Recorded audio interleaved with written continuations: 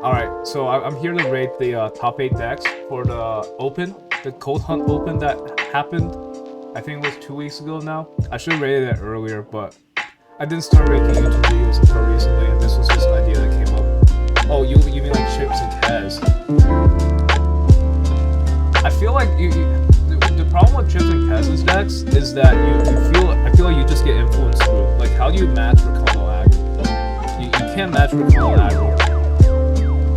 Can't match Rakano aggro if you don't like have some sort of like high-end possibility, I feel like. But that's my opinion. I might be wrong.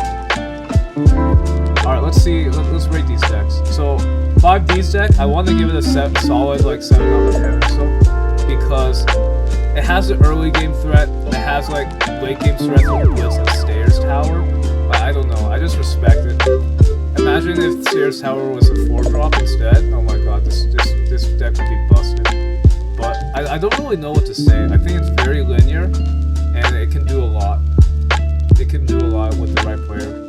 So, respect. Respect for it. Respect him. I kind of wish 5D's consider running the Gym Blazer Cannon main deck, but I kind of understand why you don't want to.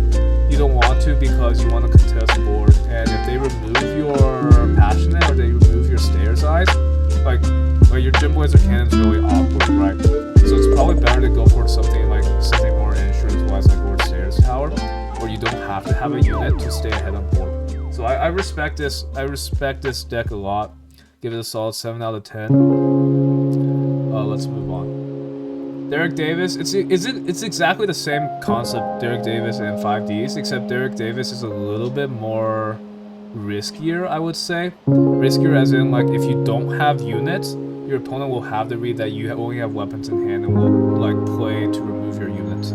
So, but either ways, I mean, I like the concept with both of these. They want to go for fast games, they want to end it fast, and it's respectable. So, I like it. I like it, at least.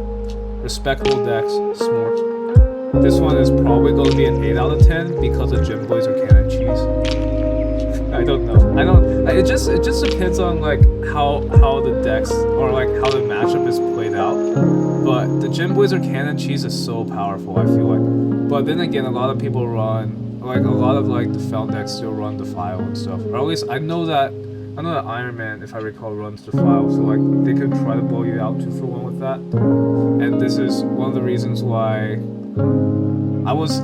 I personally had a high view on Varus Authority when I was going into the Open, but like Gym Blazer Cannon kind of answers that problem, or kind of answers Varus Authority very well as well. So this is why. All right, nothing else to say. Let's go to Uvaldi's deck. So I was liking Uvaldi's deck pre-Xenon nerf. Like after they nerfed Xenon, I kind of don't like the deck anymore. Don't bite me, Tyler. That's rude. And the main reason why is like I feel like when you bring Slug to the Open, you're kind of thinking that there's gonna be a lot more Xenon decks. And the only problem is Uvaldi was the only top 8 Xenon player, so that is a problem. And then another issue is because Fel Moon is like viable or like very powerful, or I don't know, like I wouldn't say Fel Moon's very powerful, but like I feel like Fel Moon would frequent. There's just gonna be an increased frequency of like Fel Moon decks, or like the Fel Moon archetype in this Open. I felt like just having Permafrost as an answer to Slug or like your 5-drop stealth unit is like strong enough like to disincentivize running Slug and bringing Slug. I also understand that Slug is a really good card for into Might as well, but that it just brings the problem up that you kind of have to curve into Slug into Might in order to stay ahead on board.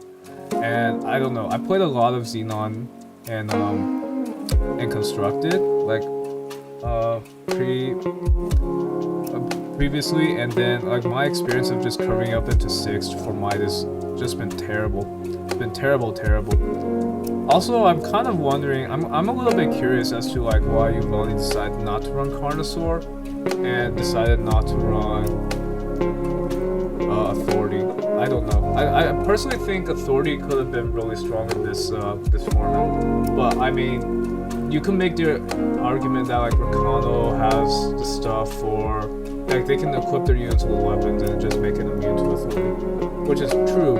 But I still think authority has a very strong presence over Defile. But maybe that's my personal opinion. I would probably change Rumors and Defile for like Carnosaur authority. Excuse me. All right. I'll rate this a 6 out of 10, and the main reason why is your win con hinges on D-Mite so much, and because D-Mite got nerfed, like it feels like at the end of the day, if you can't cast D-Mite on 6 without dying, it feels really bad. All right, down to A-Boss's list. A-Boss, I would rate this probably another, I don't know, like compared to Rakano, I don't know if A-Boss actually is favored. But I do know, like, at the end of the day, A-Boss did beat 5Ds, right? And then, I mean, I can kind of see a world where it works, and the world where it works is where you can permafrost someone's weaponed up unit and stay ahead of board. Because 5Ds doesn't have an answer to permafrost. They don't, like, Rakano doesn't run Lay Siege anymore. So it's very understandable in that sense.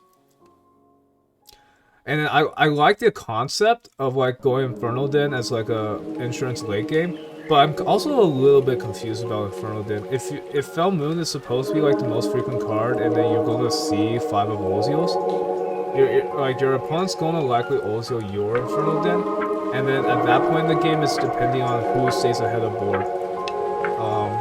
Who's ahead on board at that point, right? And then. Like, if your opponent Ozio's your Infernal Den, you can flash ride their Ozio, and then it's basically whoever's ahead on board at that point. Oh, I just repeated myself. God damn it. But then again, this just brings back the point of like how powerful I feel like authority could have been. Because authority could have neutralized your drops and 3 drops here, and then left you with least alive, which might have been permafrost previously before they Ozio. So it's just like I said, there's just a lot of scenarios where I feel like if authority was brought into this a little bit more frequently, that I feel like the top 8 list, like there's just a lot of units that just kind of Alright, let's go to Iron Man's list. Iron Man, this is how we're going, god damn it.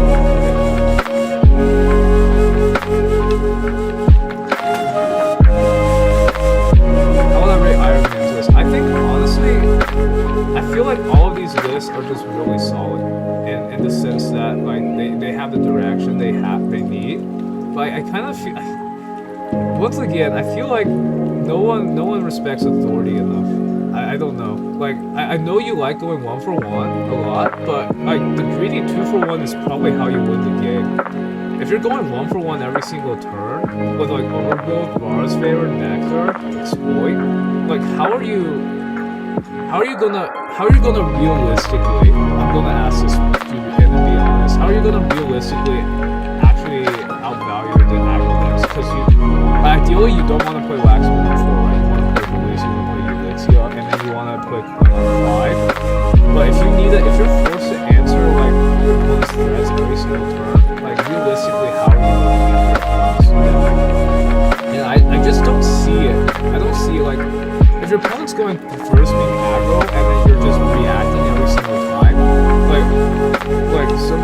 at some point something's gotta give, right? At some point you have to play a unit and just pray your opponent doesn't smash face for 1,000. Like, that's how I see it at least. But I could be wrong. But this is why I kind of value authority a little bit more.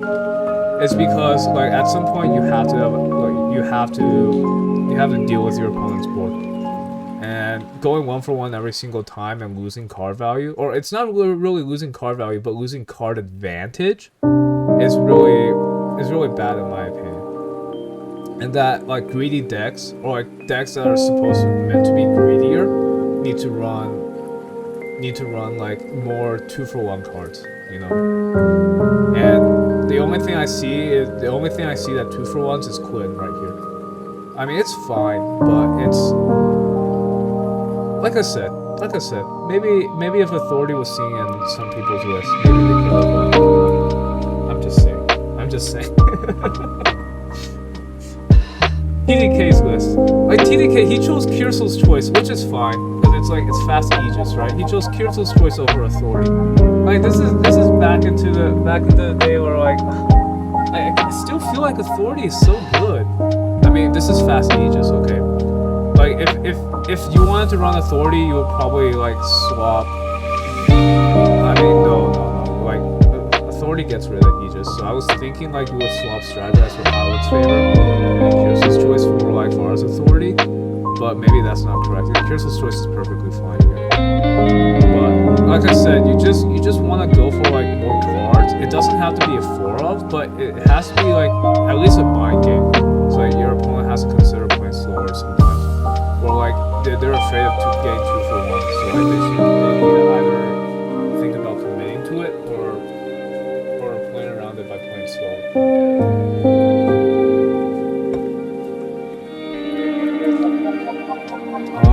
Anything else I want to say? I think this is interesting. Definitely a very interesting deck. But like you're forcing yourself to go low on units is another problem, which is why like Renahan is probably good here. You have to run 4 seed power. Do you really have to run 4 seed power? Maybe not. But a lot of times, so here's the deal, okay? From my experience in Expedition, a lot of times what happens is when you moon on 4, and then your opponent maybe Oziels or Siege Breakers, and then you don't really have a way to kill it. Well, you do have a way to kill it in terms of TDKs, but you can just banish the Siege Breaker, which is probably really, really good. But like usually, if this is a Fel Mirror, you don't have a way to remove their Siege Breaker. You don't have a way to like bring back your Waxing Moon. So what happens is you end up going 1 for 1, and then it's a top deck war. And there's really little that I see other than whoever plays Quinn first that gives you the card advantage over this top deck war. And this is another reason why, like, I don't know. I personally this is why I kind of value Authority more, is that if you have card advantage, you don't have to go into this top deck war earlier. But I mean, it could also just be the meta of whoever draws Quinn first, and then just gets the card advantage, hopefully.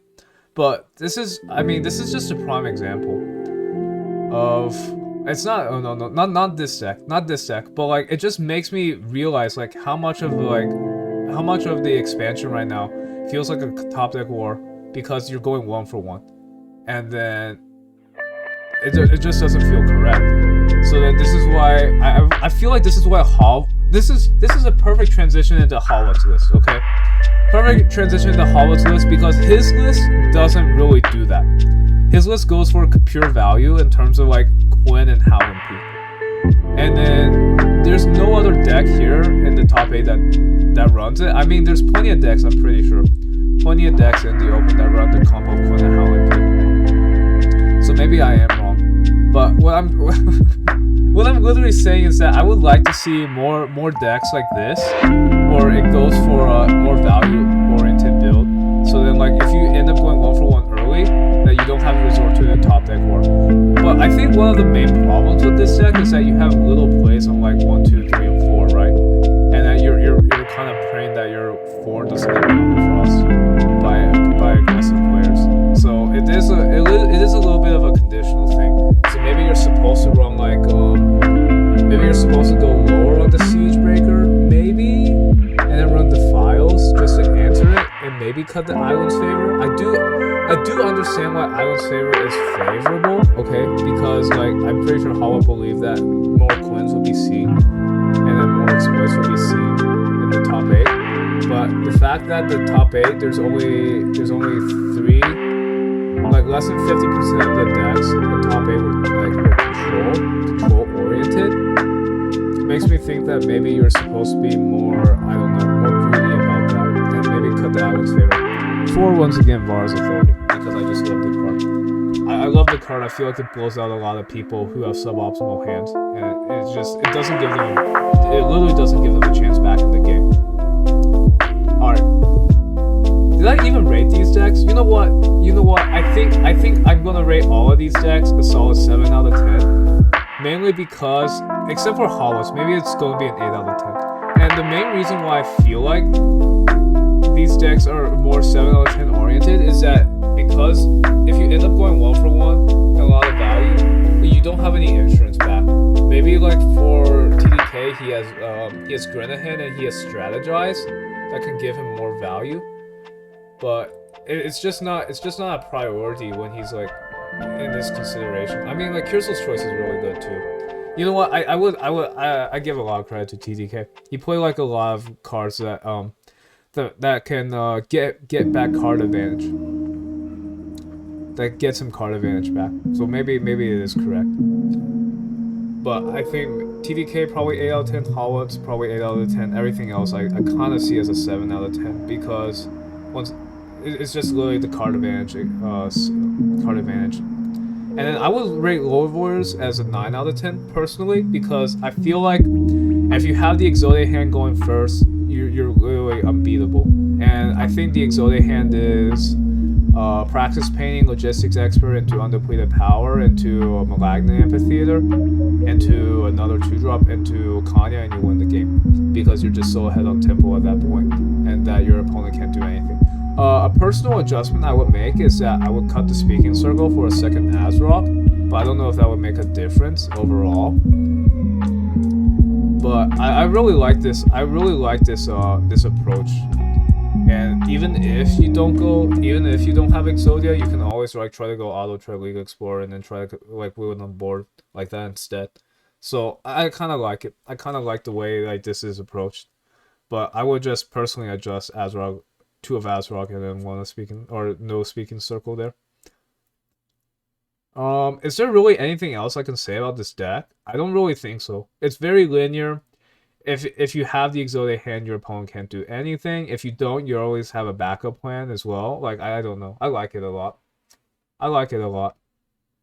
Maybe no, it runs 3 Rune of Location. I was considering running 4 Rune of Relocation just to solidify your board state against like big units that you can't deal with. But you have 4 Show Custodian and you have 3 Rune of Location. So like by that point you should be ahead enough on board to win the game. Unless you run out of playables, which that might be a problem. But this guy has 54% playables. So you know what? I don't think that's gonna happen. So overall, I think the overarching theme what I want to talk about is that there's just so many decks here, except for Hollots and TDK's list, that I don't think has a contingency plan for like when... no. 5Ds has a contingency plan too. That has a contingency plan, like most of these decks don't have a contingency plan for what happens when you go 1-for-1. Like you don't have any value that will openly like outwardly blow out the game for you, which might be fine. Maybe this is what Direwolf is intending to do, but I feel like it's still important to go for these cards. I mean like Direwolf did nerf a lot of cards that do that for you. Like they nerfed Might, they nerfed Mandevilla, Match. But if you can prioritize more of those cards, I feel like, I mean, maybe those cards will make you lose the game, but I think it's better to take the risk and get the reward of like, well, there's not even a reward. I think it's just better to take the risk and lose. Because the thing is, if you find yourself in a top deck war, like what do you feel after the game is over? Like really, how realistically do you feel after the game is over? Do you win because, oh yes, I drew better than my opponent? Because I went 1-for-1 every single time. Until at the end of the day, I drew more units, or I drew more spells that blew up my opponent's units, and then I drew more units to win the game. Or I drew Wax Moon first. I mean, like, that's what I keep feeling. Maybe this is why Yuvoni's deck is pretty good, in terms of, like, having 4 mites. But the problem with Yuvoni's deck is that it doesn't have so the problem with Yuvoni's deck is that it doesn't have value outside of Might, so it has to stay on board. And then Might is good.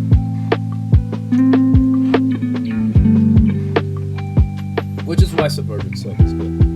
So maybe there is a world. Or like I'm supposed to say Yuvoni was supposed to win it all. And if Yuvoni instead of ran 3 to Bao and 3 of Mars Authority, maybe. But like I said, the only deck here, like the only few, there's just too few decks I feel like in the top 8 that have enough contingency plans that I feel like they can blow out their opponent and win in terms of value. But I mean, whatever. If there's like any opinions you want, please put it in the comments below. I don't really have anything else I want to say about this this open, other than literally, it just goes back to my opinion that if you ran like 3-4 Mars Authority, I feel like you would have almost like had an 80-20 matchup against a lot of these people. Oh well, whatever. Thank you so much for watching, and then please leave a comment below.